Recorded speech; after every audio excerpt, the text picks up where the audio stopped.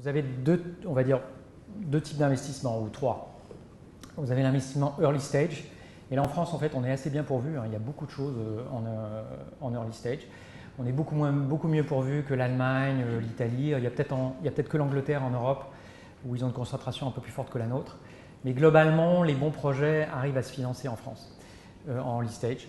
Et quand vous êtes en late stage, je sais qu'il y a beaucoup de gens qui se lamentent, et d'ailleurs on en est un bon exemple, qu'on allait chercher de l'argent à l'étranger. Mais en fait, ce n'est pas une mauvaise chose en soi, quoi. C'est parce que vous êtes une entreprise française que absolument il faut que vous ayez tous vos capitaux en France.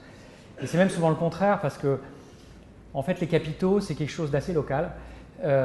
Et si vous voulez que votre investisseur vous aide au-delà de juste l'argent qu'il met, et c'est ça que vous allez choisir, un investisseur plutôt qu'un autre, en fait, l'essentiel de ce qu'il va apporter, c'est sa connaissance de l'écosystème, son carnet d'adresse, qui par définition est local.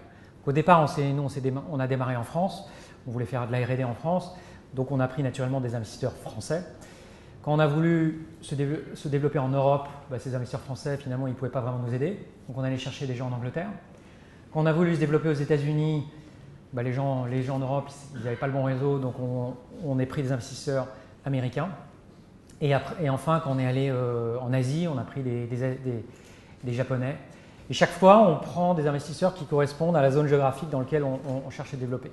Une fois que vous êtes en late stage, le marché est assez efficient. Et quand vous êtes une belle start-up qui commence à être visible dans les radars, maintenant, vous pouvez lever de l'argent à peu près là où vous voulez, quoi.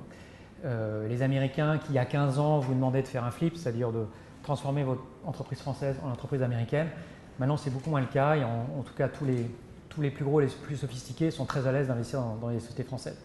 Ils l'ont fait pour Criteo, ils ont gagné beaucoup d'argent. Plus récemment, il y a eu Blablacar, il y a eu Deezer, où on voit des investisseurs américains qui n'ont plus de problème pour investir dans les entreprises françaises.